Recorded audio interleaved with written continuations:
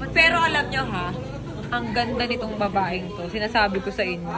Okay, sa ganito. Ano yun? Pero siyempre, friend muna. Pero bakit, ang tanong, bakit ayaw mo siyang ilabas?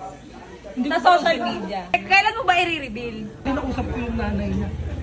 Okay na. Bas-bas ng nanay. May bas-bas na. Bas-bas.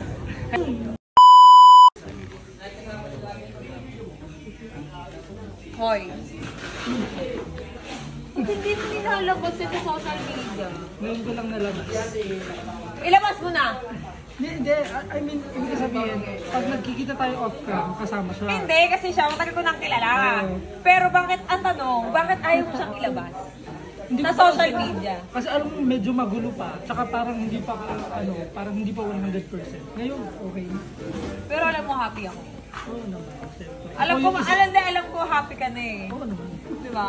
Kasi ikaw yung isa sa parang nagpayo sa akin. Pero ngayon, Pero, yun nga, payo ko, ilabas mo na para hindi nanguhula yung mga tao. Tsaka baka sabihin nila, ang pangit yan, eh, ang ganda-ganda niyan. ang ganda niyan. Oh. Wait lang. At saka nagkikita tayo off-cam, pero hindi ko pa siya pinopost sa social media. Tsaka teka lang, talagang kilala ko na to. Kilala ko Ano na. masasabi mo? Hindi, ang ganda niya, ang ganda, ang sexy. Kasi ngayon balot na balot eh.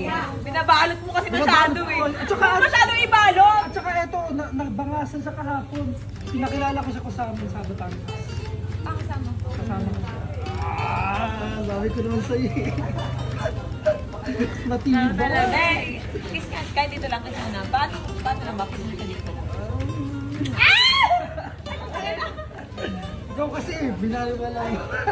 Paano hindi kita re-rejectin? Siyempre, ang naturing ko sa'yo, parang, siyempre ano ko kayo eh. Hindi, sino ba namang lalaki hindi magkakagusto sa'yo? Hindi. May love team ka kasi noon. At saka, wala akong balak mangagaw. Pero, single ka, mas bagay kayo. Yes. Alam ko yun. At saka kinausap ko yung nanay niya. Okay na. Bas-bas ng nanay. May bas-bas na. Kaya hindi na ako mag-aalinlangan, walang ahad. Sa akin. Teka lang, yung kiss sa ganito, ano yun? Pero siyempre, friend muna. Hindi ba dapat? Pero alam nyo ha, ang ganda nitong babaeng to. Sinasabi ko sa inyo. Maganda talaga to. Sobrang ganda nga. Kailan mo ba i-reveal? Hindi ko masasabi. Siguro pag... Pero ako ha, suggest ko lang ha, abangan nyo, next week. Pag hindi mo to ni-reveal next week, tatablahin kita. Ay, next week talaga kasi may pupuntahan kami, magbabakasyon kami. Kailangan talaga. Tsaka di ba maraming may dagat sa inyo, sa Batangas? Doon kayo maghabulan. Pinasal ko siya sa subdivision namin si Minterio. Doon ko unang pinakilala sa mama ko kasi di alam mo na himlay ang mama ko. Oo. Tapos ngayon, na-enjoy naman niya. Ngayon, kasama ko lagi. Yun ang gusto ko isa taong mahal ko yung lagi. Hindi ko masyadong nagsasalita pero alam ko daldal to eh.